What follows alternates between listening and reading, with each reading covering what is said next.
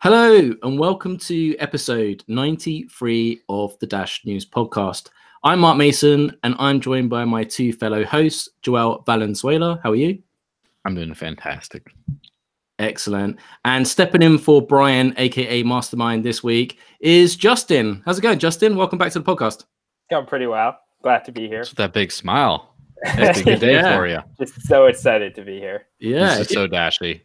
And if you're watching the video, we're almost dashing. Like we're matching together, right? But like you're rocking the new logo, and I'm kicking it old school today because I can't throw out the old swag with the old logo on. It just feels wrong. I can't do it. Too emotionally attached. Wow. And I was going to say we're twinning, but like we're tripling because the guest this week is no other than Chuck Superman Williams. And it's episode 93, but I think Chuck's been on about 5 or 6 of the episodes. So like you're a regular. So welcome back to the podcast, Chuck. Hey, I'm really glad to be here, guys. It feels like a bit of a reunion. Yeah, I mean, yeah, because I think you was probably one of our first guests as well, like back in the day. I think so, now.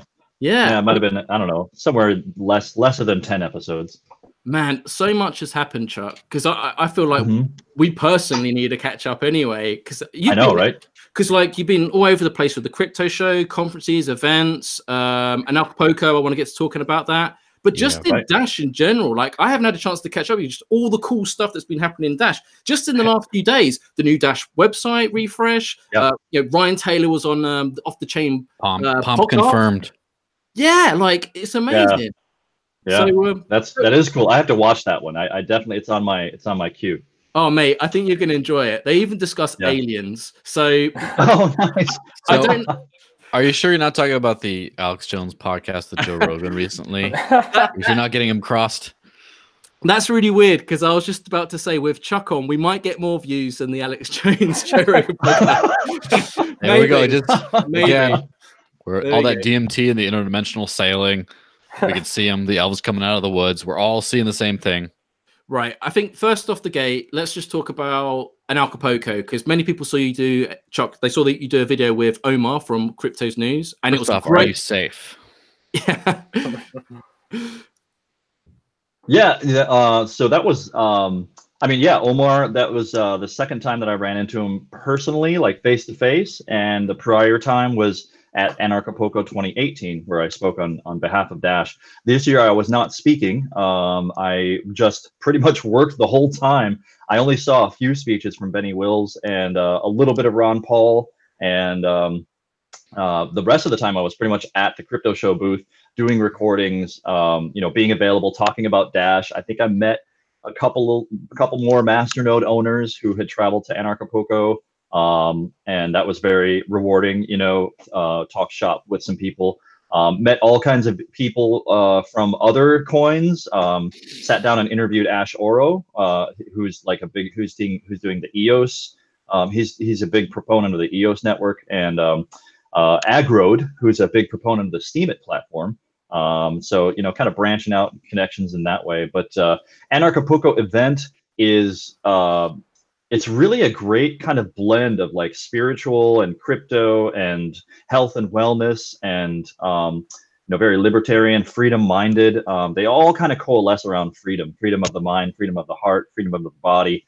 And it's a really good kind of place to meet kind of a distributed family, I guess. And it's always a kind of a reunion. So when I sat down with Omar, that was very much a reunion of sorts. Also, we got to catch up on everything that kind of happened over the past year and reflect and talk about the most exciting things that was going on in Dash and just, kind of reaffirm our own perspectives on a lot of things. Wow. So distributed family is an interesting term. I can imagine that being like a tagline for something called like Kin Coin, family distributed. Right. Patent it, like Craig Wright. Patent it. Oh, God. But like, from the videos that I saw, and shout out to Danny if he's watching. He is. We saw the bus in the background, and it seemed like you guys were the cool kids because in the videos that I saw, everyone was coming to hang around you guys. I saw Luke coming to hang around. Now I don't know if they're just using the hotspot of the Wi-Fi because Danny is always hooked up. He's got the hookup. Right. Wherever he goes, he's got the best network connection. Right. So, But like, yeah, it seemed like all the guests and stuff were hanging around you. So even if you didn't get to see a lot of the talks, it seems like people were flocking towards you. At least that's how it came across on the video. Well, yeah, it did seem that way. Like everybody had stopped by at some point, you know. And I did get to interview a couple of my heroes. G. Edward Griffin, author of oh my God, Creature from Jekyll Island. And while he was on, of course, I was sitting with Lynn Ulbricht. She was a guest host on the show, and we interviewed Roger Stone. Yes, the Roger Stone, who's been involved in like every political scandal since like the Nixon administration. And there's live on the Miami station. So we were broadcasting live on 880 The Biz, and we were interviewed Roger Stone with G. Edward Griffin and Lynn Ulbricht on air. So it was like a really kind of confluence of events for me. Yeah, it was very rewarding. I'm still kind of reeling from it. I have to ask, without getting political, of course, what is Roger Stone like in real life? I mean, he's got a crazy history, but I think most recently people are familiar with the CNN footage of him being arrested by the FBI. But what's he like in real life? Well, you know, I did watch the documentary, and I watched a bunch of media on him, and I was trying to get a feel for him to ask some specific questions. And one question that I asked that I wanted to make sure I asked was his definition of morality. And in my opinion, it was, I don't know, a little bit lacking, probably because of the context, and I kind of caught him off guard. But he draws a very clear line, it seems, between criminal behavior or criminal activities and politics. And it's like any activity inside of politics is pretty much okay, it seems, in his mind, no matter how dastardly or how dirty, because he looks at politics, he calls it entertainment for ugly people. It's the entertainment industry for ugly people, essentially. For ugly people, same thing. Yeah, but he draws a line if any of that activity comes over to like criminal charges or judicial activity or police activity, and that's where he really says, you know, that's where people went wrong. That's where the problem lies. When politicians go legal, it's essentially like that's where it crosses the line for him. And I understand the distinction, but to me, it's a very weak kind of distinction, because behavior is moral no matter the context, in my opinion. So I guess in that way, I'm a bit judgmental of his perspective. But you know, I mean, there's no doubt that he's a clever individual, and clever like a fox when it comes to political activities and how to kind of, you know, play the 5D chess, as Trump likes to call it. Can I ask you a question about G. Edward Griffin? Because I think a lot of people learn about the Federal Reserve through the book, The Creature from Jekyll Island. I think it's almost like the gateway into alternative currencies and, you know, gold, precious metals. I feel like a lot of people have followed that yellow brick road into cryptocurrency. Yet this book's been out for a long time. So did you get the opportunity to ask what he thought of cryptocurrency? Well, yeah, I mean, not on the air, but we talked a little bit after, and he's definitely supportive. Like, he sees cryptocurrency, like, it's definitely not going away. I'm paraphrasing some of the impressions that I got from our conversation. You know, he's definitely supportive of cryptocurrency. He thinks it's going to free the people. You know, he's definitely has an opinion against central banking generally. He thinks it's dastardly. He thinks it's just one of the worst creations of humanity that has ever, you know, graced this planet. And you know, he really would like to see anything that can take away the power and the centralization of control from institutions like the Fed and other central banks that will you know, kind of bring free trade to individuals. Peer-to-peer trade is a big deal for him, and he loves where it's going, you know. And he doesn't get you know, maximalist on the technology. He basically says, you know, they'll work it out. He's really playing the long game, it seems, when it comes to crypto. And he's probably holding metals and some amount of crypto, I would assume, based on the conversation. Hey, Justin, did they give you that book to read at the London School of Economics? They actually did not. They were surprised. Even though Hayek taught there back in the day, they were surprisingly non-libertarian / Austrian economics. Yeah, because they had Piketty's PhD student teaching there. I had one of his classes.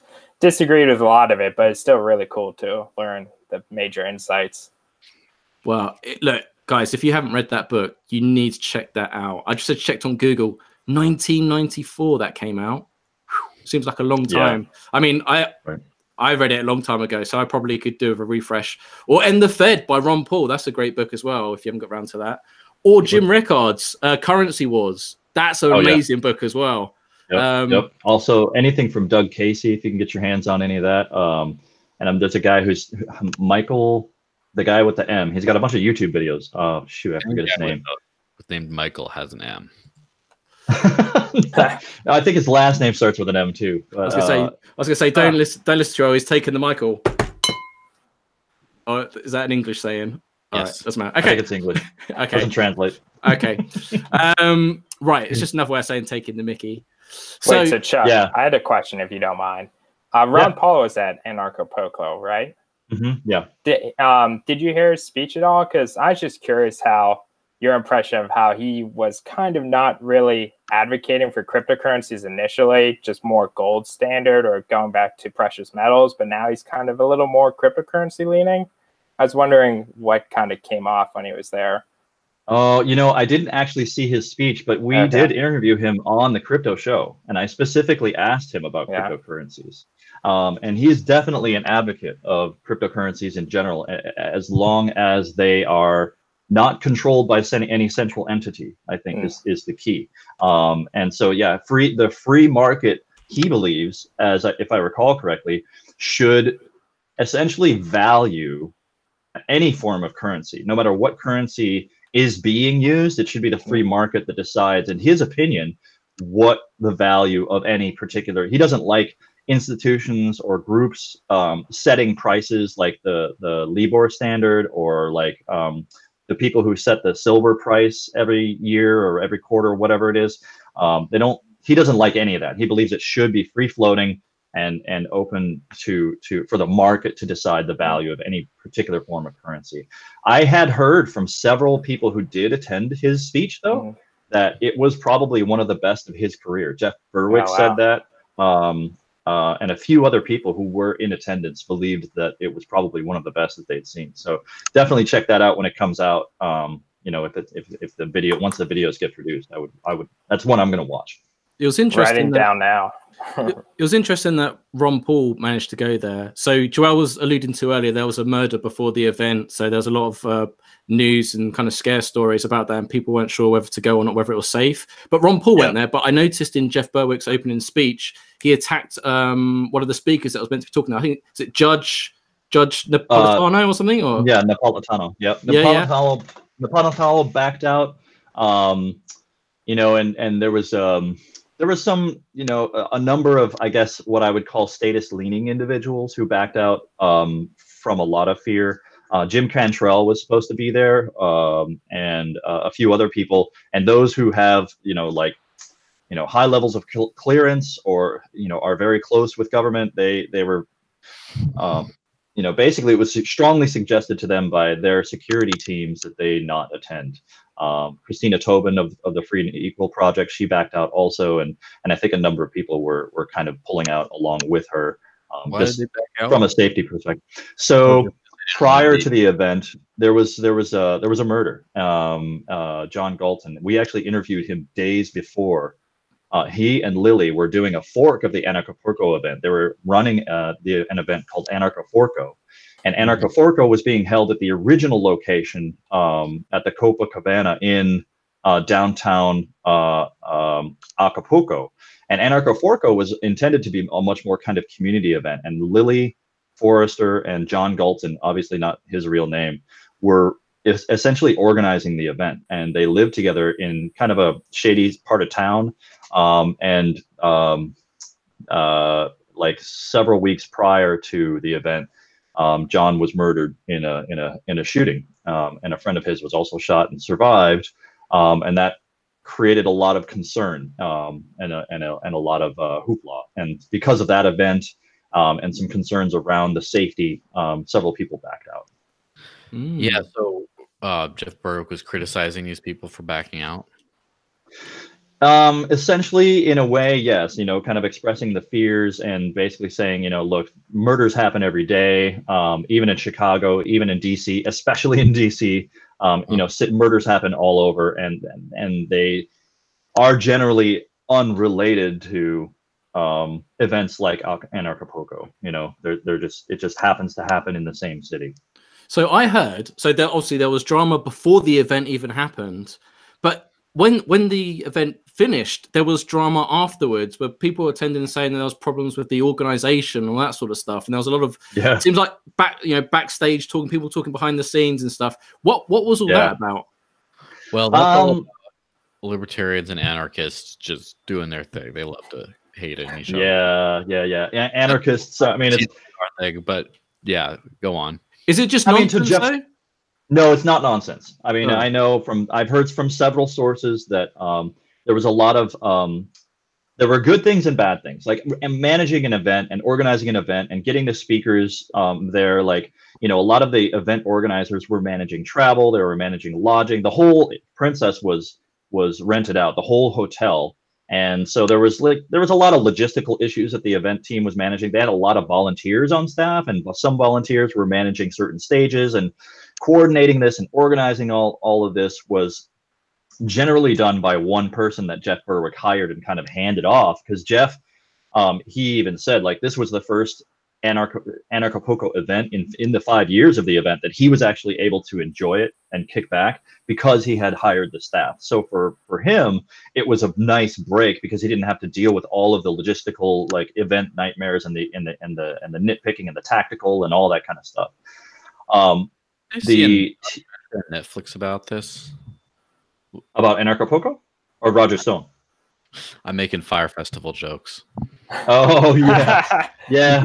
Well, I mean, it wasn't a complete nightmare because the organizing staff received a lot of criticism for not being or not supporting, you know, kind of some of the principles of the anarchist movement. You know, kind of the openness and the free thinking and the freedom. There seemed to be a lot of control mechanisms, a lot of restrictions, a lot of many people were accused of well, one particular individual in the event team was accused of a lot of I don't know, two-facedness that seemed to be worked out over the course of the event. But I think it really ultimately it did two things. It affirmed that managing an event is really difficult for anybody, and anybody who takes it on is never going to please everybody. I think that's just, I mean, everybody should know that. Like, if you're going to run an event, you're going to piss off some people, and you're going to be the target of a lot of people's ire, no matter what you do. Yeah. But at the same time, I think it also caused an upswelling in the people who attended the event. They realized, look, in the prior 4 years, it was majority voluntary. Like, a lot of people volunteered their efforts, their time to organize, to speak, to present material, to set up booths, to, you know, position people at the right place, right time, to, you know, to get funding, to get sponsorship. You know, a lot of different things kind of came up out of the community. And when it became kind of in this, you know, having to go through this one channel that Jeff hired to organize and manage everything and make sure that it was profitable, I think that team received a lot of pressure, and that created a lot of internal conflict around how do we make money and make this a great event. And so now there's a lot of talk, and I'm contributing to this conversation about maybe let's try a DAO, let's try a DAC, a decentralized autonomous community, to go back to its roots, and, you know, kind of allow the people who are in the community to, you know, invest their time and receive the prestige and reward that would go along with that, in terms of, you know, sharing information, running events, having skin in the game, and all these kinds of things. And I spoke with Jeff Berwick directly about this, and he's very supportive of the idea. And also the management staff should be also. That's a really interesting concept, because we know Ben Swan's looking into doing a kind of a media DAO, right? Where the people can choose the content they want to see, but you can have like a conference DAO where people get to vote on the people they want to see speak and attend the conference. Yeah, that's pretty cool. That's interesting. Or even if, like, you could have, well, it's difficult though when you get sponsorships and stuff involved. But with regards to the drama, I can already kind of imagine in my head some of the stuff. I mean, it's petty to me, but I can see like some people saying, "Oh, I'm not wearing, you know, a wristband for going in for show my attendance for the event." It's like, we're doing it for your safety, you know, and we need to confirm that people are paid people. So, you know, you've paid to come here, and we need to make sure that that's things like, no, I'm a freedom libertarian. I shouldn't have to wear this. I'm going to put it in my pocket. You ask me, I show you. Yeah, I can see it now. All of that was, yep. That definitely went down. The pricing of the tickets was in conflict. You know, who got what rooms was in conflict. Who could sell merchandise on the property was in conflict. Who could let in free people for free into their events, and how many and what percentage, that was in conflict.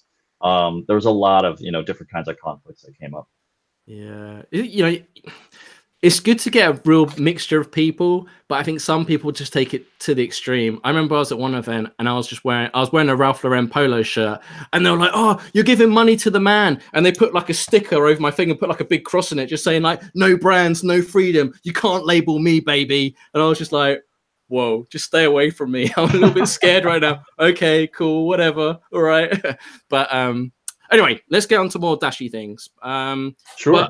But first off, what about the crypto show? Like, you still enjoying that? I mean, because you're obviously going, you're getting some miles out of that. You're going all over the place. I am really excited. As a matter of fact, tomorrow, I'm doing my first live broadcast here in Hawaii on KHNR of the crypto show. It'll be the Hawaii edition, kind of a fork of the crypto show. And I'm going to try and bring it local. And I've been, engaged in the crypto community here in Hawaii. And there's legislation that we have to talk about. I've been making a lot of inroads with communications with business owners. I've made some contacts with some of the university staff and people in education. And I'm trying to make my way to sit down with some legislators about getting some really crypto-friendly legislation here in Hawaii. And I'm going to start to really bring that conversation in front of people on the airways on KHNR on a weekly basis, starting tomorrow, 2 p.m. To 3 p.m. On KHNR. It's 690 AM and 94.3 FM. And we're going to be talking the crypto show. We're going to be talking crypto. We're going to talk crypto legislation. We're going to talk crypto communities. We're going to talk about all this stuff and really bring the conversation local to Hawaii to see what kinds of effects we can have on getting some really crypto-friendly legislation here. Since I've lived here, I've learned that Hawaii has a very, let's say, nanny state kind of statist history that has legislated itself away from adopting the latest and greatest in terms of technology, and really kind of left it behind in a lot of different ways from various technology industries. They missed the internet boom. They missed some technological, the computer boom before that. And now, like, this is with cryptocurrency, this is a real opportunity, I think, to be a bridge between the mainland and the Indonesian and Asian area. It's a perfect stopover. There's 9.5 million visitors annually here, and the population of Hawaii is only 1.5 million. So there's a lot of people that come through here, and a huge opportunity, I think, to kind of raise the friendliness levels of cryptocurrency. For those who don't know, like, Coinbase completely backed out. If you have a Hawaii address, you cannot have a Coinbase account because of what they call capital control restrictions or capital restrictions. In the state of Hawaii, a law was interpreted. What's that, Joel? Sounds like Chinese stuff, like China capital controls and stuff. It kind of is. It was really an interpretation from a Department of Finance person, I think, as I understand it. And the interpretation basically says, if you have an account with a custodial account, let's say you have $100 in Bitcoin with Coinbase, the way that the law was interpreted in Hawaii is, for Hawaii residents, Coinbase would also have to have a duplicate fiat reserve of that $100. So they basically had to have double the reserves for any Hawaii account, which just made it untenable for Coinbase to manage, and that's why they backed out. So we're looking at getting some new legislation in, but I'm a little bit frustrated because what they're basing it on is the New York bit license right now, the current legislation that they're debating, which is a horrible start in my opinion. New York has the worst crypto legislation in the union right now, and I think we should be looking more towards like Wyoming and what's going on there with state banks and crypto friendly legislation. So trying to progress that conversation, and the crypto people here in Hawaii and business owners and things like that are open to it, and I'm going to bring them on as guests, and we're going to just kind of carry that local conversation. So yeah, the crypto show is really going to get local with Hawaii, and I'm excited about that, and I want to see what kind of effect we can have on furthering the conversation and sharing knowledge and bringing real true information around cryptocurrency and communities to this community in particular. So I'm really excited about that. We'll see how it goes. We'll see how it goes. Are you still dashy though? Because you're doing the crypto show, you're talking to all the leaders and developers from all these different cryptocurrency projects. So like you must be one of the most clued up people just in the whole crypto sphere, because it's so hard to keep up to date with other projects. You must be talking to so many people. So are you still loyal to Dash? Like, are you still Dash through and through? I absolutely am. Yeah, I'm still, I tell people on a regular basis, even though I wrote, look, in the past, since I've left Dash, I wrote an API for the Edge wallet on the EOS platform. So if you download the EOS wallet and you register a name in the EOS wallet, or in the EOS wallet on the Edge wallet, you're using my API on the background. And I contracted with Paul Pui to develop that. And I learned a lot about the EOS network in that process, right? And now we're looking at using EOS for other projects, but that doesn't mean that I'm walking away from Dash, because Dash, I think, still has, if we get to version 1, when we get the special transactions in place and we get the LLMQs and the IPFS and the schemas and all that, once we get that, and the DApps, and yes. Once that's all in place, then we will definitely move forward with some personal projects. I've been waiting for Dash to get to a place where I can build on top of it, because there's some things that I need out of Dash in order to kind of further my my personal projects. But yeah, I know it's coming. I know that, I don't know when. It's hard to say. Software development is a process of discovery, but I know that the milestones are appropriate for my needs, and it's the only one that I found that's really going to be able to do what I need it to do. So you're still bullish on Dash. Like Justin doesn't have to write for another cryptocurrency project, not just yet. Yeah, I know. And I actually have a reminder in my personal to-do list on a monthly basis. I ask myself, okay, what cryptos do I want to hold in 5 or 10 years? And Dash has been consistently there every month. Like, do I still want to hold Dash? And I'll reflect and I'll look and I'll feel and I'll say, yeah, I still want to hold it 5 years from now. Cool. All right, sorry, Joel, I cut you off there. Staying moderately dashy. So if you think about it, so chain locks appear to be right around the corner. Right now we have deterministic master nodes. We got the instant send by default, all kinds of awesome stuff. I keep on checking the milestone for version 14. That seems to be right around the corner. And then after that, of course, version 1. There's an actual roadmap on the site now. Did you see? I was just looking at it. Yeah, I'm pretty excited about it. They don't mention any of the social events though, like the trust protector votes. It's all dev. It's a development. Yeah. I think what we need is a marketing roadmap. We need some kind of a plan for communications, and that's something that I feel has always been kind of lacking in the Dash sphere.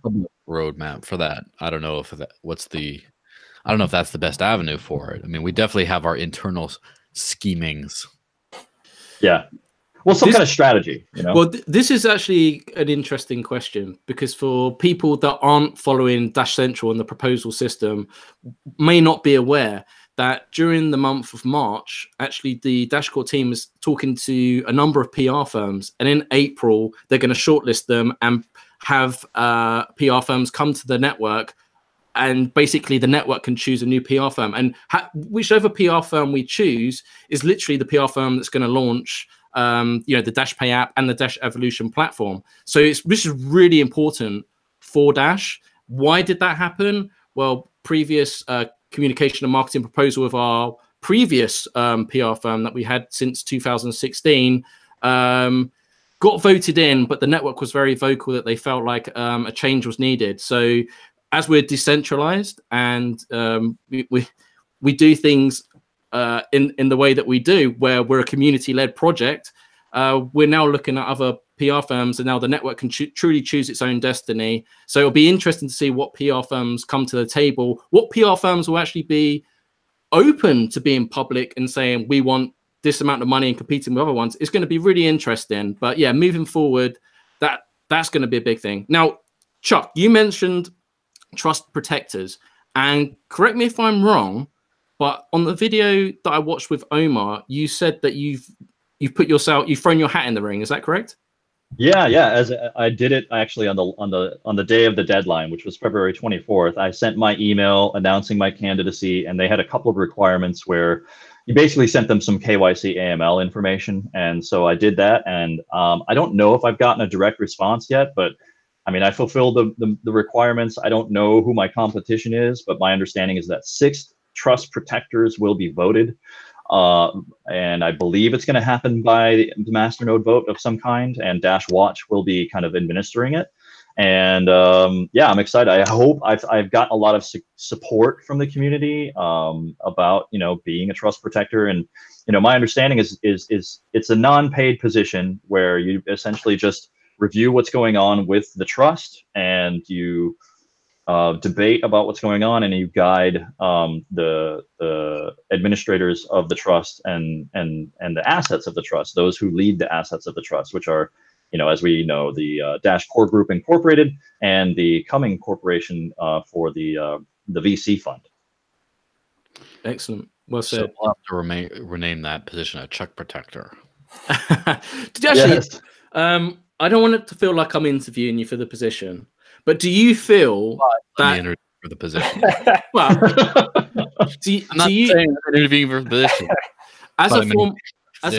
As a former employee of Dash Core Group, do you feel like you have an inside track that might give you an advantage in the position? Do you think that gives you, you know, a benefit? Does that give you a distinct advantage? I mean, yeah, I think having some relationships with people inside of those groups where, you know, they know where I'm coming from, they know what, at least how I, you know, they have an experience with me where they could do some levels of prediction as to what to expect out of me. And hopefully I behaved in such a way that where, you know, even if they don't agree with me, they at least can understand that, you know, I speak my own truth, you know. So that would be my only hope, you know, even if there are conflicts that exist, I think there would be easier resolved by the personal relationship that I developed, to whatever degree that it was developed with people inside of those teams. Yeah. Justin, what do you think about this whole trust protector thing? Because in the Discord channel and the forums, people would put themselves forward. They're talking about it. It's a big role. Actually, I feel like there's a lot of confusion in the role itself. I think Chuck just did a good job of summarizing it there. Some of people that are discussing it, they're saying, you know, we could do strategy, we could do all this kind of stuff, thinking that they're going to like give orders to the Dash Core group, which, and like, I don't think they fully understood the role and how it works. Which, I mean, so it's a good thing to have this conversation, but at the same time, the 6 people that are elected to be the trust protectors for 1 year, they're essentially representing the network. So if they present a case to the trustee protectors, to the trust protectors, they can bring that forward to the Dash Core group to address and obviously vote amongst themselves to make those decisions. They're not making the decisions without the network giving them the heads up first. So I don't know, like Justin, I haven't actually spoken to you before about the whole trust protectors thing and stuff. Like, what are your thoughts on this? Personally, I would love to see a debate between the people running. I think that would be very beneficial and fun. Well, at least one candidate has publicly called for debates in the past, so you know that it's on some people's minds. But yeah, I think I think they should have a doodle off. A doodle off. Well, I do consider myself a master debater, so I would totally be for that. Did you? Yeah, okay, never mind. Too many in-jokes here. Too many in-jokes. There's going to be like a Dash Protector Thunderdome, and it's going to go into the arena. Right, Thunderdome. So it's interesting with this whole thing. We're definitely getting into the evolution of not only Dash, but not only money, but of governance and legal structures and things like this. And this reminds me, like, the stuff that you talked to Evan about when he just like, you know, we're going to have DAOs within DAOs, within DAOs, within DAOs. And it's like, oh, it blew my mind. And it's like that kind of talk. And then Ryan is in the same mindset, but like in a different direction. It's like, I think like Ryan and Evan were great co-visionaries because, you know, Evan, of course, you know, is thinking about all this like tech stuff and all this like governance and all that kind of futurism. And then Ryan's kind of thinking, oh, I wonder how this could be structured or set up. Like, and then it's not just, we're going to make Dash Core Group a corporation. That's it. It's like, well, how can we have the master network own a corporation? And how can we have that own property? And how can, and then exploring, like, for example, with Dash Ventures, a kind of legal structure in Panama that didn't exist until like 2017, like, isn't cutting edge legal stuff. And it's like blazing a trail in two radically opposite directions, but kind of the same direction. Yeah, I think it's very interesting. And I personally am fascinated from a distance at all the legal stuff, but I personally like very like intimately don't give a crap. Like I'm in this to go away from that world. And I very much value the marriage of the old and the new. I very much value that. But what I'm interested in is I don't like it runs all brokerage as on ramps and blah blah blah. And I'm like, I ain't got no bank. Like I'm just on that side of things. And I very like I get really excited. I'm like, gee, you know, there's Uphold that's in the wallet. You can just go there. And I'm like, really show me how it works. Oh, I can't. I don't have a bank account. It's not for me, but I'm excited for other people.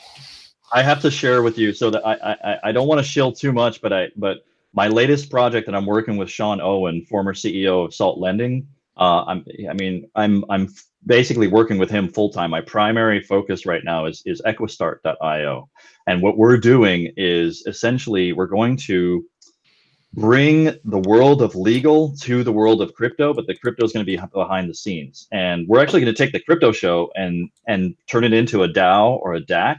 And we're looking at Dash as a model. And I'm actually trying to coordinate these conversations where we look at the actual legal filings of Dash and make it a template so that we can take that template and offer it up to other people who want to create DAOs. And I've spoken specifically about this idea with Jeff Berwick. And he basically said, well, I don't want to file anything. Let's just make the DAO. You know, he's in your camp, Joel, where he's like, I don't care about all the legal crap. Let's just make it happen. Right. But there are other people who come from other realms who are, you know, very much more needing that reassurance of the support of government and the removal of threat from the SEC and those kinds of things. And that's essentially what Equistart is about. It's about saying, look, let's do all your crypto stuff. Let's share that business ownership. Let's get the value out there. But also let's make sure your ducks are in a row and get your stuff filed and hash it to the chain and all that kind of stuff and distribute equity among people. Now, I should warn you that if you start referring to yourself as an Equinaut, I'm going to kick you off the call. I am an Equinaut. I am an Equinaut. Wow. Kill him. Get him out of there. Get him out of there, Mark. Can I just confirm the domain name? Because I was just going to put it in the live chat. Is it equistart.io? Yes, and .com. Mm-hmm. And also, you can check out Equa.consulting. That's a little bit more in process. Equistart.io. Okay, right. That's in the live chat. So you can check that out, but leave this podcast open so you can hear more about it.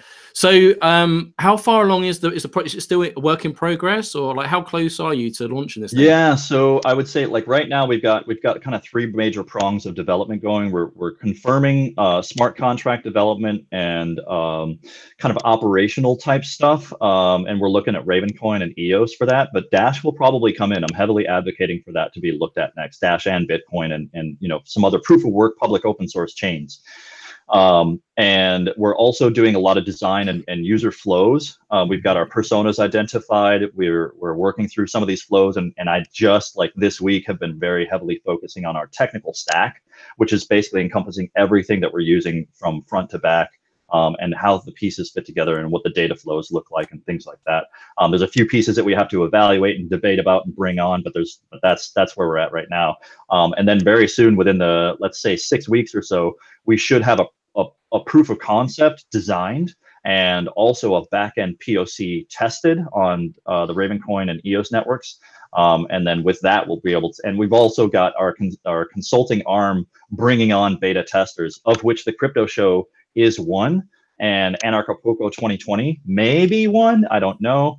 And Anarch Awakening, which is a side event, and a few other events and a few other people in the industry who want to kind of use this as a platform for managing their agreements. It's all about managing agreements. So yeah, that's where it's at right now. So if I understand that correctly, so it's not a cryptocurrency, so to speak, in terms of the currency sense. It's a solution for businesses or people that want to have businesses. Is that correct? Exactly. Yep. It's a business solution where the crypto stuff is kind of held in the background. Because what will come is once you have your business kind of established, you'll be able to issue shares of ownership in your corporation on the blockchain.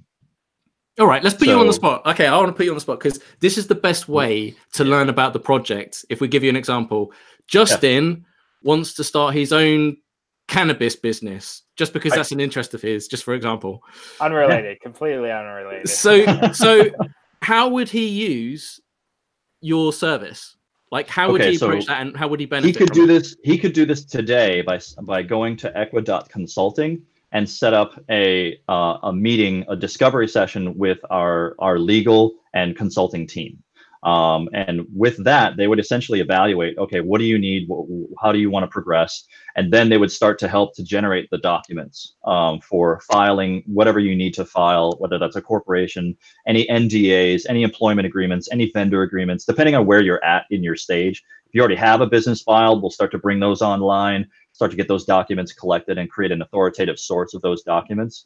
And then essentially you can go in and manage that. And what we're building right now is I think one of the key pieces is going to be what's called cap table management.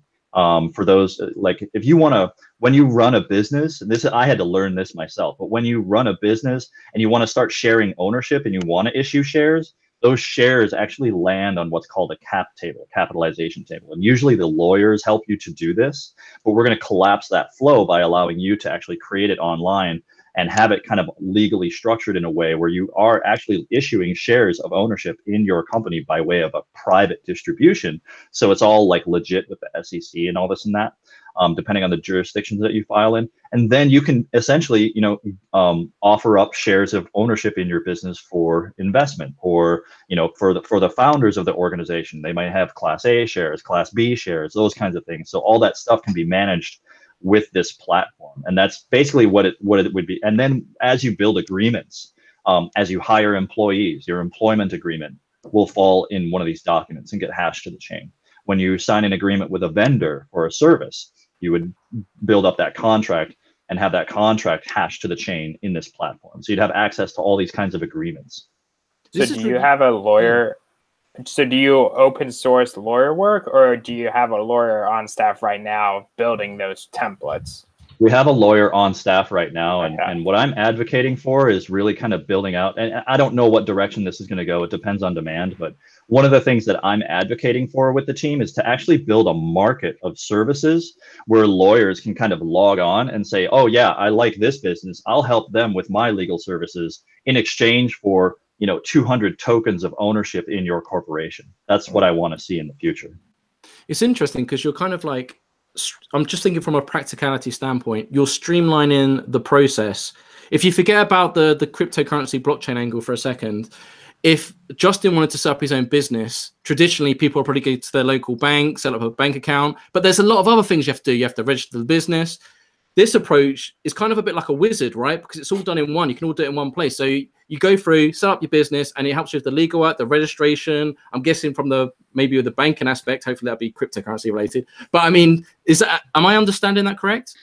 Yeah, that's pretty much accurate. And one of the beautiful things about this is we're not really doing anything new. We're just conglomerating and aggregating a number of existing businesses. There are competing businesses that do bits and pieces of this, and we're kind of taking the gestalt and putting it all together under one platform.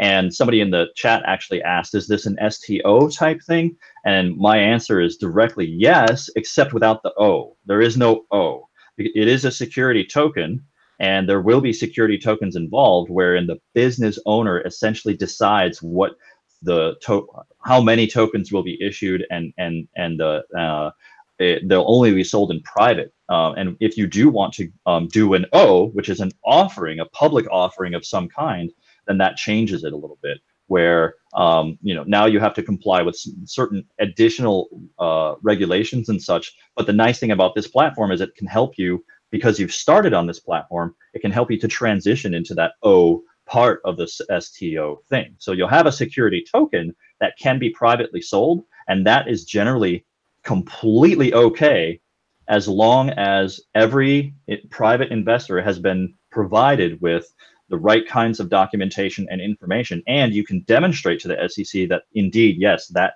documentation was provided, and this is the documentation that was provided at that time that explained to this private investor what they were investing in. So there's a lot of stability in this approach. I wondered if you could tie it together with Dash Ventures. Well, Dash Ventures hasn't launched yet, but if we're looking at businesses onboarding and actually us taking equity in them, essentially becoming shareholders to a certain degree, right. I'm wondering if there's an avenue that could be played. Yeah, my secret like passion would be to definitely tie those together for sure. Yeah, well, I'm in conversations with Fernando about that very thing, and I've already put our lawyer in touch with Fernando. So yeah, that's moving. Oh, sorry. Great minds think alike. I know, yeah. I honestly had no idea, but I mean, I'm so selfish. I just think about Dash. I'm just thinking, oh, that might be a good mechanism actually to keep everything on board, because then everything's on board, right? Everything's got exactly. Well, and just like Joel has had to caution me about shilling too much about the things that I'm involved in, I have to do the same thing with the other Equinauts. Which is, I can't shill too much Dash. Like they'll be, get the fuck out of here, Chuck. You got to shut up about the Dash. So, I have to be careful everywhere I go about, being overly passionate about the things that I really want to see happen. But yeah, this is going to happen. You can never be too passionate about stuff. It's the time and place for everything. Like, I mean, you can like talk to your wife about all the romantic things you love to her. But if you start talking to coworkers, they're going to be like, shut up. I don't care. Don't talk there's a time and place for everything. Yeah, it's going to be difficult though, unless you've got a solution for this already. I'm just typical Brit, think worst case scenario, anything else is a bonus, right? But I'm just thinking business minded here, right? So of course I'm selfish. I'm thinking about Dash Ventures, but Justin's question about the legal side of it is actually really interesting, because if you launch this service, there's so much stuff that's going to have to be involved. Like you're either going to have to launch it just focusing on the United States area first, or particularly because there's just different legal frameworks in each country. So with Dash Ventures, any business from around the world we could be working with. So from the get-go, you have to kind of focus on certain areas first, right? Is that correct? So we're kind of taking a two-pronged approach with that. As I mentioned, the crypto show, we're trying to do that as a DAO. And that's one of the reasons that I want to get in touch with Fernando, because I want to look at the existing legal documentation that they have there so that we can kind of carry that into a template, which would mean we would have a template for a New Zealand trust that can be owned by an association, an anonymous association, right? We could do that, and we can tweak some of the variables within that language, and then have a new kind of trust that might have other tweakable variables, right? In the jurisdiction of New Zealand, that could be administered by Switzerland, right? Or a Swiss administrator, or a Cayman Islands administrator in the case of Dash Ventures, right? That's one of the reasons I want to get in touch there. But, in terms of the US, for the MVP, the minimally viable product, what we're talking about doing is essentially supporting out of the gate Delaware Corporation, a Wyoming corporation, and depending on how things go here in Hawaii, perhaps additionally a Hawaii corporation.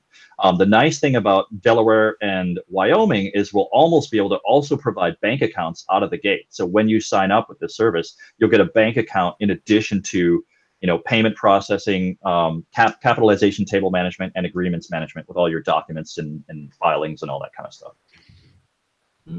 So, and then we'll grow out into additional jurisdictions. So we actually have a person on the team in Australia who's looking at the Australian methods of filings and things, and we're in conversations with a couple of lawyers down there. And as I understand it, Australia is very, very strict when it comes to this kind of stuff, in terms of filing and creating corporations and things like that. It's a very legalistic kind of statist, I guess, mindset when it comes to filing. So if we can do that, we should be able to do it anywhere, in my opinion.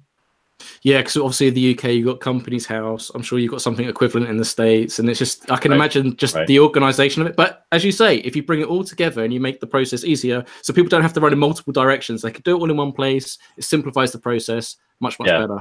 Now, the interface will have you select the jurisdiction. So I do have a question for you about Dash Ventures. I hope the guys don't get angry at me for this. I feel like I'm just about to drop a grenade in a room and run away. So, Chuck, you missed out in one of the after parties. I don't know if it was last Friday or the Friday before. We was talking about Dash Ventures, and Ryan spoke about this in the most recent summary call. And there's so much possibility with Dash Ventures, but the debate after the summary call, and I don't want to say it got heated, but there was a big difference of opinion.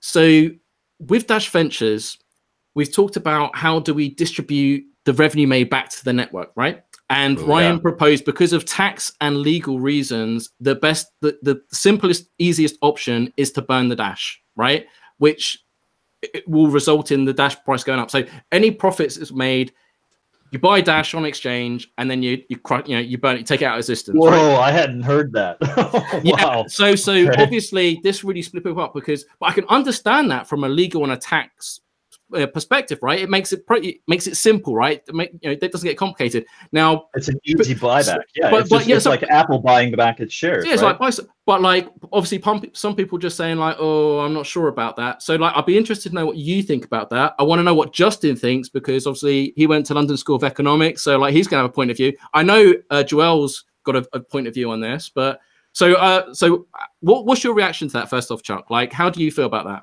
Okay, so my initial reaction is, wow, what a drastic move, in my opinion. And burning Dash sickens me when I hear about burning Dash. But why? But because I like the idea of more scarcity, but God, that means less to go around. That means less likely to use it. But there will be other options, right? So then my thinking mind comes in and says, but wait, no, we have thousands of other cryptocurrencies.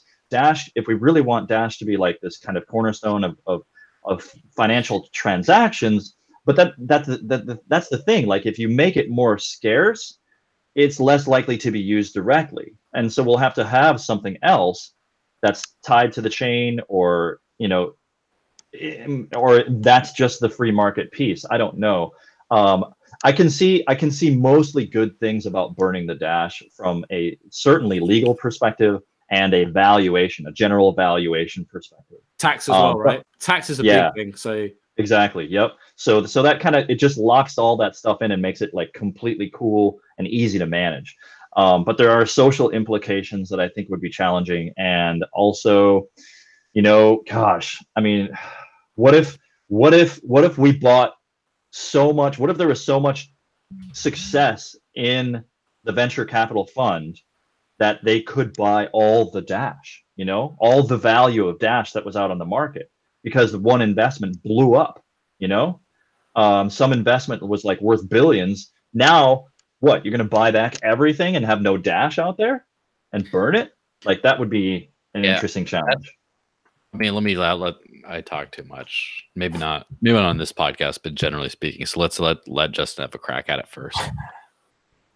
All right, so personally, I see benefits to both sides, because I see how it's beneficial. One, as Mark said, the tax implications. You just decrease the supply, you increase the price. It benefits both simultaneously mastodon owners and anyone that just holds Dash because the price goes up. But like Chuck was saying, it's harder to get into. Personally, I'd rather see it invested, money taken, reinvest into projects. But then the question is how to allocate it. Who do you allocate it to? I think a good solution would be to almost add it to the treasury funds. So any profit made, you add it to the treasury funds, the 10% plus profits, and then mastodon owners vote on how to allocate it. If it's not allocated, then it's burned each month.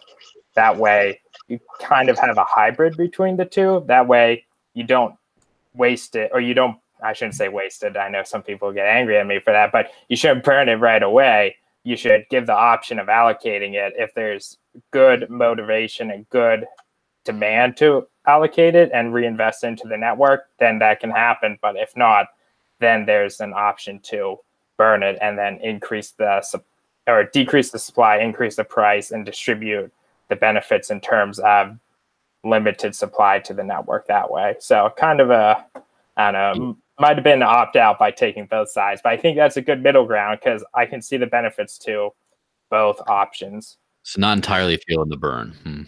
Yeah, I really like that idea. I think it's a good idea to have some way to reinvest, but also some way to reach the goals that I think Ryan is trying to suggest by, essentially doing a buyback, which creates more scarcity and increases the value a bit more directly. But also, I feel like why have a venture capital group unless you're going to use that money to reinvest?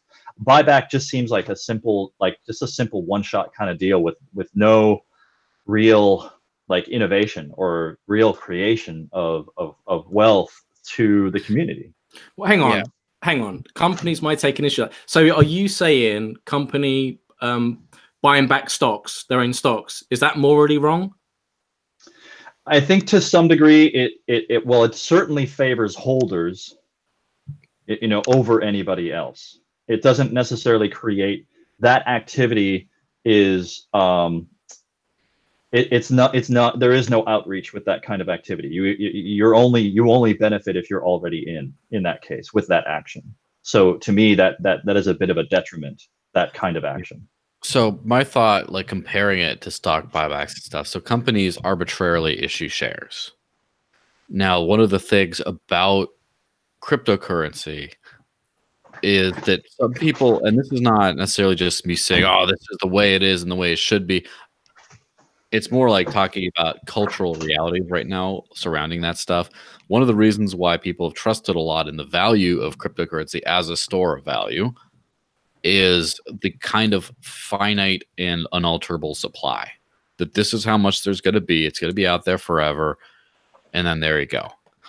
And for example, if the Mastodon network voted to print an extra 5 million Dash, we're going to inflate the supply by 5 million. That would destroy confidence in the coin, I think.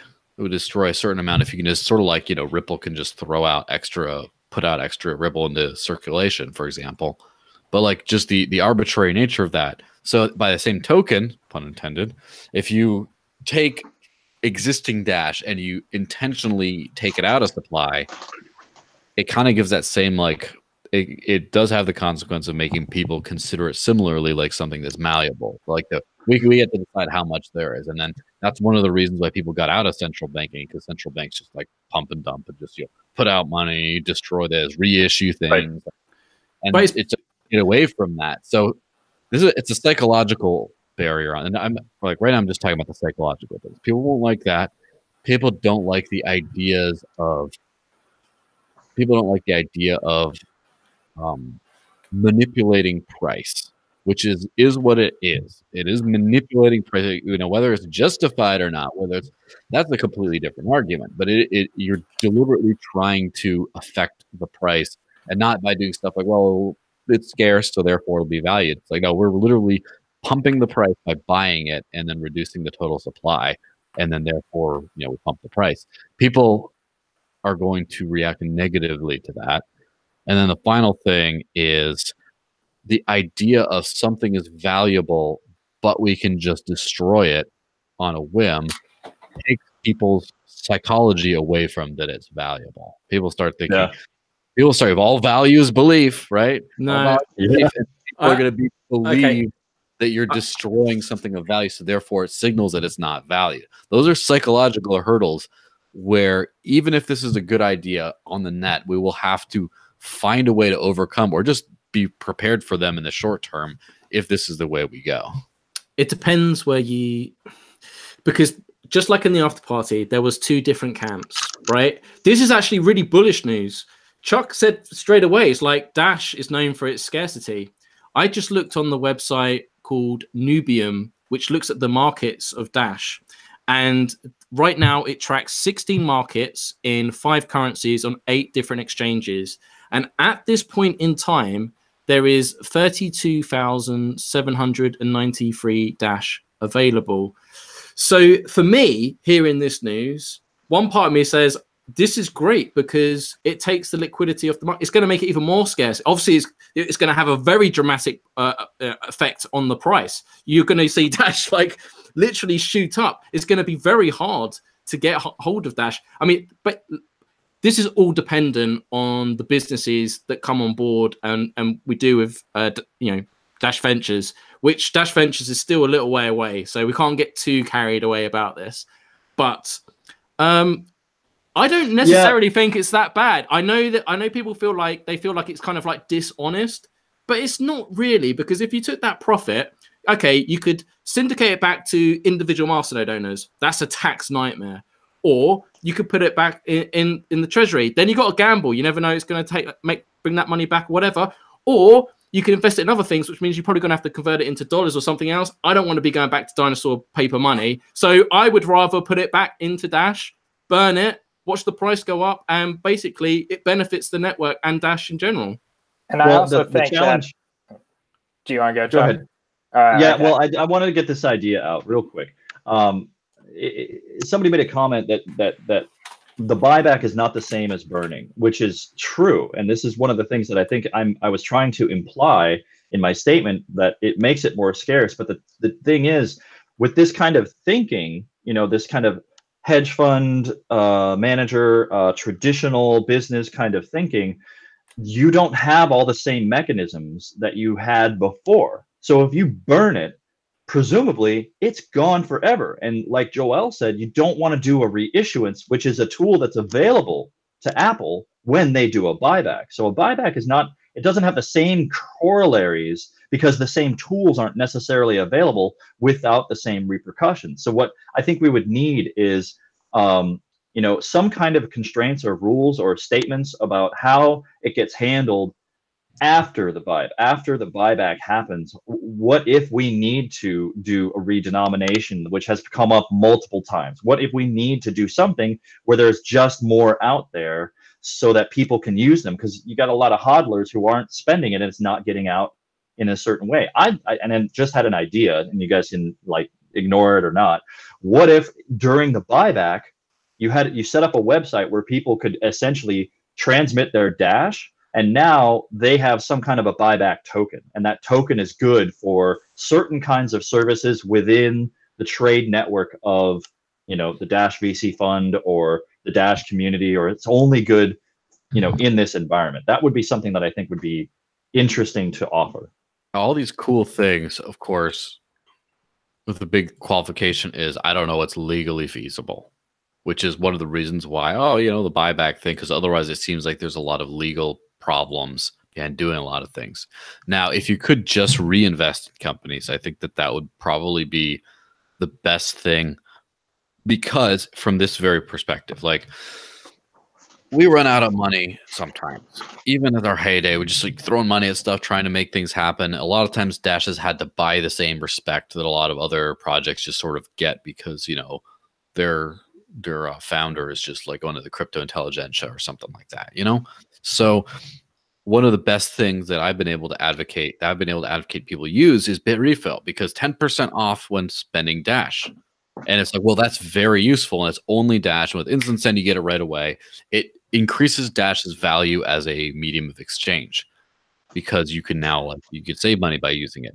So I would start trying to negotiate with all like the major companies that already integrate Dash and try to, negotiate discounts. Dash exclusive. So there are some legal precedents for this kind of thing. And this is one of the things that I'm learning and kind of researching as I'm working with Equistart. Like Sean Owen, he's a serial entrepreneur. He's built and sold many businesses. He's a former CEO of Salt Lending. He's very engaged in, what is legal with money? What can we do with a business? What can we not do with a business? And one of the things that I'm currently understanding from what he's been teaching myself and members of the team is once you get inside of a business, you can set up an operating agreement, and that operating agreement gives you a lot of leeway as long as you're not breaking any laws within the operating agreement. Case in point, a casino. A casino has an operating agreement. Part of the operating agreement says people buy in with cash and they get chips. And once they're inside with the chips, they can do whatever they want with those chips. They can, go to this table or that table or and then they can change out for fiat currency again. And that's the point where the government gets involved, is that fiat transaction, right? And then when they cash out, that's when you become legally liable for this, that, or the other thing, right? When you come back into the dollars. But once you're in, like, we could set up a trade association of Dash merchants, and you could sign up as a Dash merchant, get into the operating agreement, and then you could have tokens within that trade group. And there are many, many histories of trade groups that have an internal token that predate for many decades, that predate Bitcoin, with just trade groups and money that only exists as tokens or some kind of unit of currency within the trade group, where you get discounts for things like tires and services and goods and all that kind of stuff. That's a very simple thing to kind of implement, and I think would be very good to be, to have a Dash Merchant Association or something like that, where it would be easy to sign up. You could use those tokens, and maybe when you burn, you get some of those tokens, and they're only good inside the trade group. Sounds like JP Morgan coin. It could be. I mean, that's a thing. Like, this is how traditional businesses and organizations think, right? That's how JP Morgan coin is thinking. They're expecting this kind of activity to occur. So, Chuck, you're familiar with AnyPay, right? Yeah. We interviewed with them in Anarchapulco, as a matter of fact. Yeah, about their dashback and all that. Yeah. Mm-hmm. Now imagine if we could just set dashback, like get a dashback with a lot of major payment processors, like not just AnyPay. Although, if AnyPay was used everywhere, then maybe AnyPay. But like AnyPay, Spark, just coin payments, whatever else. And so anytime people are buying things with Dash, they get like 10% off or 10% back. And that's just the Dash shopping experience, the Dash merchant experience. So now merchants have an incentive to take Dash because, you're going to get new customers. And by the way, even if you convert with Uphold or whatever, you end up saving money over horrific credit card processing stuff. Just like, wasn't there that story about Kroger grocery stores were like threatening to ban Visa cards because of over fee disputes and stuff? So so they're like, I don't like that. And so if you just say, look, merchant, it's a no-brainer for you. No chargebacks. You get your stuff right. You settle right away. If you want to convert it, you still, like, converting with 1.25% is still way cheaper than like double or triple with the card. All right, no-brainer for them. Why would a customer buy crypto to go spend it? Well, I would spend 1 or 2% to acquire it. I don't have to. I'm saying one would spend 1 or 2% to get it. If you could save 10% every time you go spend it, you're gonna buy your coffee every single damn day with it. And if you just make the Dash experience, everyone's gonna start doing that. Can I get my salary in Dash? I want to save 10% on just about everything. And then by the time like the gravy train runs out, and then it's like, now you just don't get any extra discount. You've crushed the old payment systems anyway. So like, what if we could like invest in a few special companies that take off, once in a lifetime opportunities that really do well, and then have all this extra revenue, and then use that to broker agreements with all this, or buy Dash, and instead of burn it, throw it into the Dashback program, and then just increase Dash's value proposition. It depends. See, look, I really like the idea of that. But I think it depends on your perspective. We have to remember that maybe a lot of the businesses that may be involved with Dash Ventures may not even be involved in cryptocurrency, right? They may just want some money involved. So the money that they generate in those businesses may not even be cryptocurrency related, which is why then converting that profit into Dash, so to speak, is a beneficial thing. However, I can understand why people would prefer that we build out the ecosystem, right? We keep building, because if you just keep pushing up the price, that doesn't help build up the whole ecosystem of Dash, right? Where your approach is kind of like, let's actually get people to use it and actually use it as a payment solution, right? And we'll give them distinct advantages to do that. So it has a positive feedback loop in that sense. So I think it depends how you approach that angle, but ultimately it depends what businesses we bring to Dash Ventures. Look, if it's ATMs, we get like an ATM business, or even like a payment processor. They could be doing business in all kinds of cryptocurrencies, right? So, but the thing is, we will benefit from every single crypto that's used from that ATM or from that payment processor, and we still get a kickback. So it doesn't matter whether you're using Bitcoin, Litecoin, whatever, we would get money back from that. This is just one example. Like, there's unlimited possibilities. So you can think about taxes. Like, we could even get involved with dare I say it, a Visa MasterCard company and use the profits that they've got and then using it against them and then buying cryptocurrency with it. Could you imagine that? I mean, I mean, you could get to the place where you are a payment processor. And I think one of the things if people want to learn more about this, I would recommend the End of Money and the Future of Civilization by Thomas H. Greco Jr. That's where some of these ideas are coming from, and they kind of he breaks down a bit of a history of trade unions and trade associations. And one of the problems that he talks about, like one of the main reasons these things kind of break down, is they essentially reach a point where they can't grow anymore. Whether it's a geographical limit or a trade association limit of some kind, they kind of reach an apex of how many people they can get into the group. And at the same time, many times certain groups within those organizations become super valuable and become overvalued. So like, if let's say you're a tire salesperson and you sell tires within this trade associations, sometimes your tires will sell for more in the trade group because they're just that scarce, and you're the only provider that people can find, and so the trade group like buys up all your tires before they actually go out on the open market, and now you're only dealing with the trade group, and so you've kind of created this private market of tires almost accidentally. And when that sort of things happen, when you don't have a balance and there's no way to recognize what is scarce and what is not scarce, systemically, the price action becomes restricted and constrained, and the trade association kind of dies off when people can't find what they're looking for, or the goods and services provided aren't things that the actual members of the trade association actually need to conduct their own businesses to the external world. We can solve that problem by essentially making it super easy for people to show up and sign up, but also to like what's the word? Distribute, show, promote what is in demand within the association. Have a way where people can say, hey, I want this. I want to buy this with my Dash. And groceries goes up to the top of the list, and so now you've got incentive. I like it, but a lot of people would argue that's protectionism. I mean, that's basically what the European Union does. They put up their own like trading walls and stuff, and it creates trade wars essentially, where a lot of people like the WTO rules, where it's just like open to everyone. But I do understand the distinct benefits of using that model. I just wanted to make a political point out of it.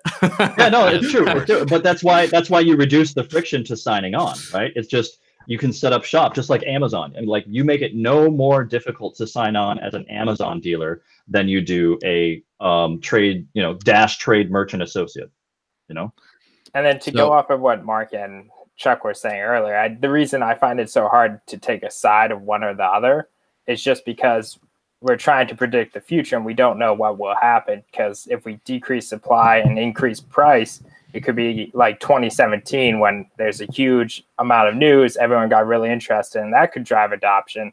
But also being able to have more liquidity could make it easier for people to get into Dash. So we really don't know what is going to drive more adoption in the future. And it could be decreasing supply, increasing the price that more fairly distributes to all current Dash holders, or it could be increasing liquidity, getting more adoption, which then increases price, which then more fairly distributes the value to all Dash holders.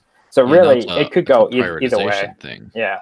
Think about it. Like, where would you like if Dash could trade places with price and adoption, like market cap and adoption, could trade places with Litecoin? Would you do it? Would you jump to like way more valued, but like no one kind of uses it? It's not useful. It's not changing the world, kind of thing. Or that's what I'm saying. What is our goal? Is our goal to be the world money, or is our goal like help people, save people's lives, or is our goal hodl moon Lambo? Because if hodl moon Lambo, then pumping the price is exactly the way you want to go. Now, if you want to spend money, like in that case, we should probably like just never spend a dime of the treasury and just like have that 10% extra per month just never spent. That would increase the price, I guess. Or would it? Again, there's like what is seen and what is not seen here. There's a lot of places this thing could go. I personally like, and I'm kind of a weirdo because obviously I'm just Mr. Live all off of this stuff. I never look at this as an investment or never anticipate getting rich off of this stuff. In fact, I've gotten really poor off of crypto in the past. I'm not just talking about right now the 95% drop or whatever in the markets. I'm talking about all the sacrifices, getting paid in it, and like taking pay cuts to get paid in Bitcoin back in the day and things like that, and just like all the complications. And for me, I like it. I like the potential to change the world as a new money and as a new censorship resistant payment method, and something that can create value by being used, not through the value of the token itself. And so that's my priority in the, of course, price going up, the treasury is worth more. You can do more with that. Sure, that's great. People saving this stuff, like getting paid in Dash or whatever, or just buying it as an investment, saving it, and then that goes up and they're better off, and you create more wealth and you can reinvest. You can like hire so many people at the Lambo factory. You know what I'm saying? There's like a lot of good stuff that can come out of that. My top priority personally is always making this more useful as a global money and a global payment system and as a global technology that more people use. So on that note, transferring away from just the Dash Ventures angle, I do believe that anything that the Dash Treasury is great. Like you need to pay for development. You need to absolutely create the product, the thing that we all use, right? That's number one. We also need at some point stuff like news, media, PR, community, whatever we do and stuff. That's also but I would say the number two after that is increasing its value. Well, the thing is, governance is just the way it's kind of like keeping a gun for self-defense. You're not going to use it all the time. It's not like it's there to keep you. It's there to not jeopardize the rest of it. But it's like in and of itself, you're not like unless some people are using it all the time. I'm just saying. But it's the most important bit. Other than that, is how are you going to increase value for use of the technology? How are you going to create more fiat on ramps? How are you going to make more businesses integrate? How are you going to get more merchants? How are you going to incentivize consumers? How are you going to build a slick website that has like onboarding, like on ramps to where you go to the website? Value, how do I use this? All that kind of stuff. How do you just grow this thing so everyone is kung fu fighting, or rather using Dash for their everyday transactions and things like that all over the world? That's the kind of cool stuff. Remittance quarters, get that stuff going back and forth. That's the stuff that really makes me. Cool. It's all centered around value, right? And that's where we have to understand what is the community valuing, what is the wider audience valuing, like what. And this, I think of Steve Jobs when he made that interface, like people were valuing screen real estate, but they didn't know it. And that's why he essentially got rid of the keyboard and said, okay, we can have the keyboard come in and out sometimes when the iPhone was first launched, right? Mm-hmm. He recognized that people were valuing screen real estate, and humans have always valued aesthetics. And he just put them together in a very simple, clean way that allowed people to kind of, have a touch interface that did what it needed to do whatever value needed to be presented at that time. And that's what, brought the iPhone and the whole, full screen, touch screen interface market. That's where we're at now. A lot of people don't understand that value is really where it's at. And and one of the things that I think Dash holders need to understand is the value of Dash itself is belief, right? What does the community believe? What do the markets believe? What do the exchanges believe? What do the exchange holders believe? The owners, the holders of Dash, the masternode owners, and people who hate Dash, people who think that Dash is shit. How do they value it? What do they see? Like, well, it might be worth this, it might be worth that. That's very telling. People who are anti-Dash, what might they say is valuable about it? And those are the kinds of things that I think we need to grow into, where the expectation is being fulfilled, certainly in terms of development and expanding the platform, but also I believe, as humans, are very interested in trade, and trade will always be valuable. That's why money exists, is so that we can trade more quickly in more places, more things, goods and services, right? So the more we can do that, expand the value of trade, expand the valuable things that can be traded, in my opinion, it's a sure win. And there's so many different ways to skin that cat that nobody can say what's going to be the right way to go. I think you triggered Justin with your anti-PC language. Okay, all right, Chuck. I'm just imagining skinning a cat and the different ways I can do it. Chuck, you're not supposed to do that. It's just a saying. Okay. Here's what I don't understand, because I know I'm biased, but I do truly believe, in terms of the solution we provide, we absolutely smash the competition. But Chuck, here's what I want to know from you: is that I think we really excel at our treasury and everything else. But even if you put Dash Evolution and the Dash payout to the side and just focused on just what Dash Ventures provides by having kickbacks to their network, no one else is doing this. Why is no one else in the crypto sphere, and even outside that, talking about Dash Ventures? I feel like we're changing the game. Why is no one talking about this? What's your opinion? Nobody knows about it. I mean, even I was having a conversation with a guy who consults with Jeff on cryptos. Like, there's a guy that Jeff has working for him that pretty much just does research on all the coins. And he used to hate Dash, and now he's coming around over the course of like 2 or 3 years. And he's like, we got to talk. I need to catch up. I need to get some information. So can you ask, why did he hate Dash? I know there's quite a few possibilities, all of which are bullshit. But yeah, very simply, why? It boiled down to missed deadlines on the roadmap, the Instamine, and all these negative things that were hyped up and marketed. And basically it was a privacy coin that failed to be a privacy coin because Monero is better. Essentially, that was his perspective. And I'm like, wait a minute, that's a really uneducated perspective for a crypto researcher. You should know more about Dash if you're really going to write off Dash. But yeah, that's the State of the Union. And what's sad about that is, like you're saying, he's a crypto researcher, and the reason why he knows isn't because he was doing his job right and over time he figured it out. It's because you told him you're full of it. You basically told him he's full of it, and then just over time he starts looking into it. It's like, it's probably, but it's like, that's just like a big rant point. Is there's just so many dumb people in the cryptoverse, very smart dumb people, that just like, they buy some nonsense and they don't DYOR, right? Yeah, well, and that's a fail point in my opinion, because you have so many, what Nassim Nicholas Taleb, author of Anti-Fragile and Black Swan, calls intellectual yet idiots, IYIs. It's so easy to sound very smart and be very clever and say the right words and use the right buzzwords and talk about the things that really are not valuable. You are still an idiot, even though you might sound very intellectual. And it's easy to do that, and it's pervasive in all communities, crypto included. You have a lot of intellectual yet idiots who really don't understand the very foundations and fundamentals of why this stuff is valuable. They don't understand value well enough to say, oh, this is valuable and this is not valuable. They're too often looking to the exchanges, the crypto, the news, everything that is bombarding them with information. And that's where I say the problem essentially is marketing. That's what it comes down to. Like, it's just a communications problem over and over again.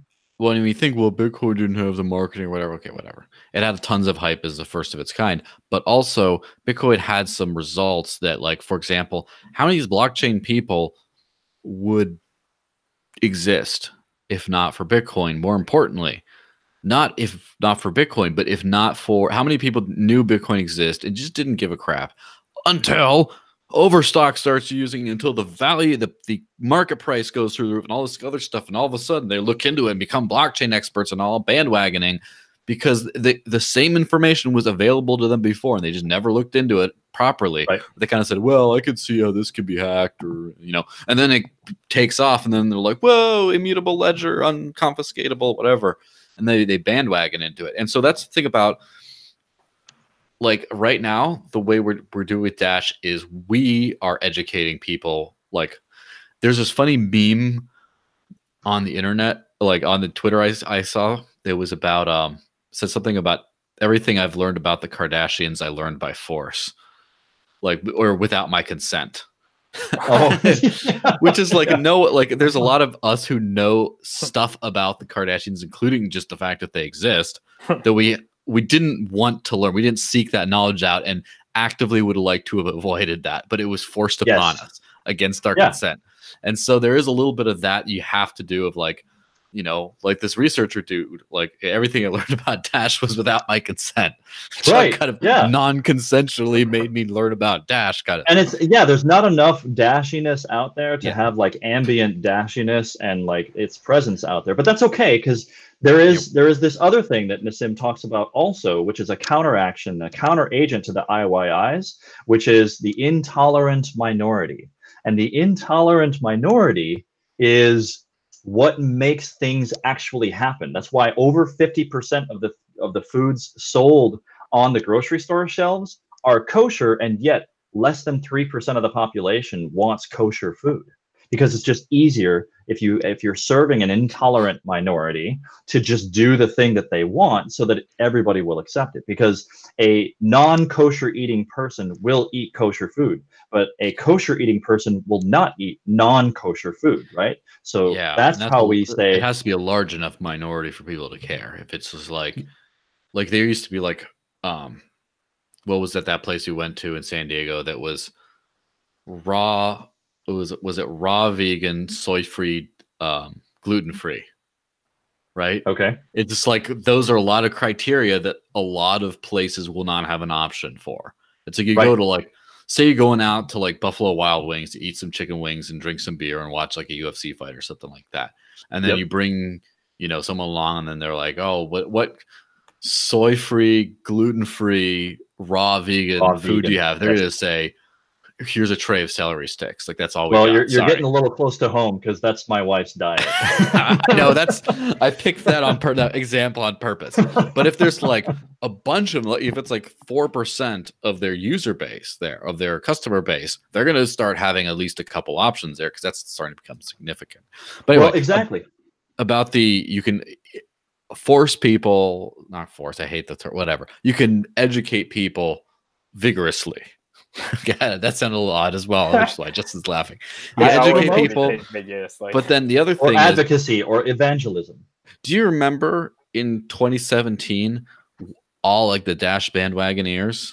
Do you remember Dash has still never been the cool coin, but there was a time when it's just like shooting up, like top 5 market cap, everything's going on, everyone's like, between like when it went from like $11 to $75, like a lot. That was a big bandwagon, and then it was like the after the Palm Beach group report thingy recommended it first time. Then everyone jumped up, and then when it starts to get close to and then past 1,000, like it's like there was a lot of like people, everything Dash, everyone's like a big Dash fanboy, and then it all like burned off like after that. I think that there's a little bit of that as well, of like the price, just like if you see a coin shooting up in value, same thing with XRP, or sorry, Ripple. We'll just call it Ripple for what it is, right? Whichever. When like Ripple, like it was kind of that high in the market cap, no one cared about, and then like a bunch of people I know, and not even addressing technology, what it does, partnerships, anything, just not even talking about that, just talking about the token, and people did not care. A lot of people did not care, where they said, that's that Fed coin, it's a scam or whatever. But then a lot of people I know who were kind of that sort of opinion, now big like bandwagon or fans, and they not like philosophically. They're not like, oh, I love what they're doing. They're just like, practically speaking, banking partnerships, it's going to get a lot of investment. It's going to go up in value. Like a lot of people got changed by some pumps. Some of the pumps got them like switched, and they didn't really like, they looked into it more. I guess they understood more about it, but the pump is what like got their attention. So they're just like watching all of a sudden, whoa, what's that? Oh, it's a pump. Wow. Yeah. And then they look at it just like pump. Interviewing Ryan Taylor is going to get us some more attention. And finally, if you just start to see stuff like, remember the airline, the in-flight advertisements that like everyone was on planes like, whoa, United, Dash is in, it was JetBlue and a few others too, but mostly United. But like Dash ads, oh my gosh, it's here. Then they're walking by, hey, look, I found a sticker on the door. It says Dash accepted here. And just like, there's a lot of that stuff that also gets like the bandwagoners. So then investigate. So Chuck, yeah, rambles. What would you say about, let's be honest, right? Let's deal with some of the criticism. One of the criticisms that often gets passed about Dash that I hear quite often is Dash is too corporate. And now talks of trust protectors and Dash ventures. Oh, it sounds very corporate and very scary. That doesn't sound very crypto to me. So is that true? Do you subscribe to that? Because that's something that gets thrown about a lot. Is Dash corporate? Yeah, well, I mean, Dash owns the Association of Dash Masternode Owners owns a corporation. I don't know how much more decentralized you can get than that, because there is no more decentralized entity on the planet that legally owns a corporation that I'm aware of that anybody has been able to demonstrate for me. So that's my answer. If somebody says it's too corporate, I'm like, yeah, the Association of Masternode Owners happens to own a corporation. And what organization on this planet is able to get more work done than a corporation that is organized and focused on specific goals? That's how we get things done in a world of humans who like to trade things. We do corporations that do things, or organizations of various kinds. We have charity organizations, we have trust organizations, we have all kinds of organizations that do specific things. And that's how you get people to coalesce around a mission and a vision, is by saying, hey, this is what we're about. We're going to do this thing. And think about it. You can opt in. What's a more powerful organization than a corporation?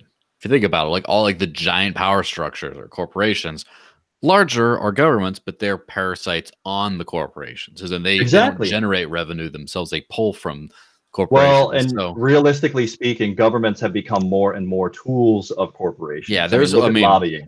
There's a lot of like back and forth. It's a symbiotic relationship, right? It's a partnership. It's a devil's partnership, possibly. But I'm just saying, like it's still, you can't be like, corporate should speak to a certain extent success, I guess. But more importantly, like Dash is the furthest thing from a corporation because it's a completely decentralized autonomous organization, whereas you have something like Bitcoin, for example, that is, it's a decentralized thing, but all the structure around it is not necessarily decentralized. You have like a company hiring a lot of developers, for example, and things like that. It doesn't have self-incentivized nodes and consensus. You can just come in with a corporate structure. This is the thing that I think I have to continuously educate or advocate against, is this idea. Most people think of Dash, they only think Dash Core. They only know about Dash Core. They think Dash Core is Dash, and they're wrong. Is that because of all those? Is that because of all those articles and press releases that call Ryan the Dash CEO?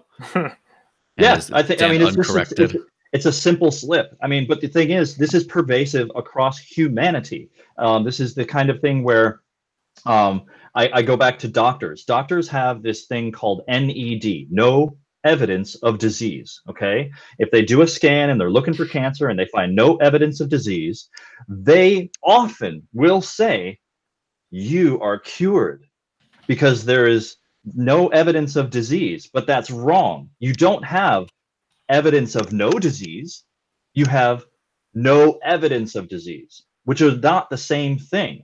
And just because you have a corporation that exists within the Dash community does not mean that it is Dash. It's an inverse fallacy. It's an inverse conclusion fallacy. It's just wrong, but everybody does it naturally because we humans, we're looking for a solution, a justification, a way to categorize, a way to bucket things. And Dash, for most people, in most people's minds, is Dash core, and it's just wrong. And that's the thing that we have to fight against all the time. Well, and by we, it literally means a lot of we. It also means me. Like people like us, like myself, who go out and advocate for Dash and talk about Dash as part of Dash, but not as part of Dash core. And of course, like I make that distinction very often. And I don't seem to get that, oh, Dash is too corporate thing as a reaction to what I talk about. It always seems to be, when I do get that, I get that as an initial kind of objection of like, oh yeah, isn't that a too corporate thing? And then by the end of the interaction or the conference or whatever I'm doing, by the end of it, then they don't think that anymore necessarily. But yes, so we're coming up on close on the time when Mark needs to start the after party, and to tell everyone how and tell people how you really feel. But one thing I'd like to ask, which is not always what everyone wants to hear, but it's absolutely what I want to hear. I try to be self-critical of Dash too sometimes whenever it can help us grow. And now that you're more peripheral than perhaps before, you're more, I think you probably have a greater general perspective. What's your greatest criticism of Dash today? And how do you think that could be remedied, or how would you go about remedying it? Just throwing that out there. Oh, I still think it's about communication. I still think because people think it goes back to this idea that people think that Dash core is Dash. We need a way. We need to figure out a way to really represent what Dash really is, which is this decentralized association of masternode owners and a global network that's kind of a copy of Bitcoin, but with some improvements. I think a lot of people aren't looking at Dash and Sound Money and PayPal Bitcoin. 2.0. Yeah, all this stuff, and it can also be a store of value. And yes, it can also be PayPal. And yes, we will. I believe, and a lot of people have yet to see this, and which is one of the things that I want to build. What we need to build is a DApp that does everything that any smart contract can do. Once we get to that V1, we need to have a lot of DApps ready to go that do all the things that happen on EOS, that happen on Ethereum. We need gambling dApps. We need supply chain dApps. We need Venmo style dApps where you just trade money, like all that kind of Robinhood, all these kinds of things, decentralized exchanges. Like we need to be hooking into these things, and we need to make it really developer friendly. Because I think so. As a developer, it's hard for me to find resources to just get started and build on top of Dash. There's no authoritative resource that says, okay, this is the way. If you're a C+ programmer, like I'm not, then you can probably have an easier go at it. But for somebody who's not familiar with C+ and how do I get started? How do I build an environment? How do I test? How do I do all the things I want to do on top of Dash? It can be a challenge. But there's other tools out there too. And I would say, I'm really encouraged by the recent update of the website itself, because the resources there and the way that they've restructured the architecture, I think it's answering a lot of these right now. So it's a good start. So I don't know. I guess it comes down to communication and marketing and rebranding the Dash ecosystem in a way where it's more than just Dash core. Dash core is just one part that does one thing. Yeah, I think that's a great answer. And I agree with Chuck as well. The new website, especially the new dedicated developer section, is like a godsend, because we've needed that for a long time. But let's be honest, let's be real here.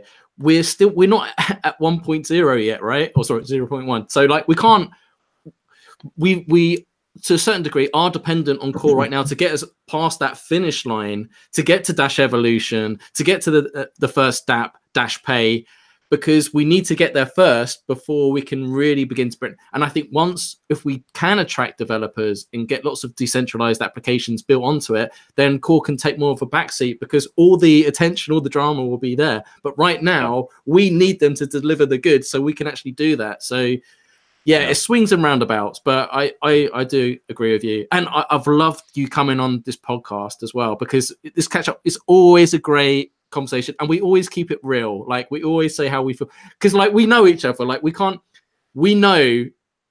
I think you and me, we both wear our hearts on our sleeves, and if we don't like something, we can't hide, we can't lie about it, even if we want to. Right? Yeah, true. We're just too transparent. Well, I'm transparent anyway because I'm so pale. But yeah, like anyway, Chuck, thank you so much for coming on the podcast. Yeah, good to be here, man. I love coming on the show. It's great to catch up. I feel like it's been too long. We should do this maybe a couple months from now instead of like 6 months next time. And you helped me line up an interview in the live chat, so thanks to that too. Oh, sweet.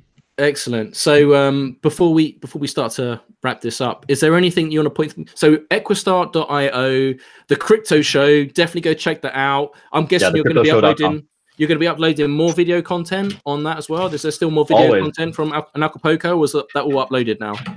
A lot of it is, not all of it, but yeah, that's a lot of it's up there on BitcoinTalkRadio.com and Let'sTalkBitcoin.com and of course thecryptoshow.com, and we have a YouTube channel where we put a lot of stuff too. And I'll be broadcasting live tomorrow on KHNR Hawaii Honolulu station 94.3 and 690 AM.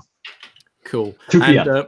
And you're still about in the Dash Discourse channel. So as you've put yourself forward as a trust protector, as a candidate, if anyone's got any questions or wants to talk to you, is that okay for them to contact you?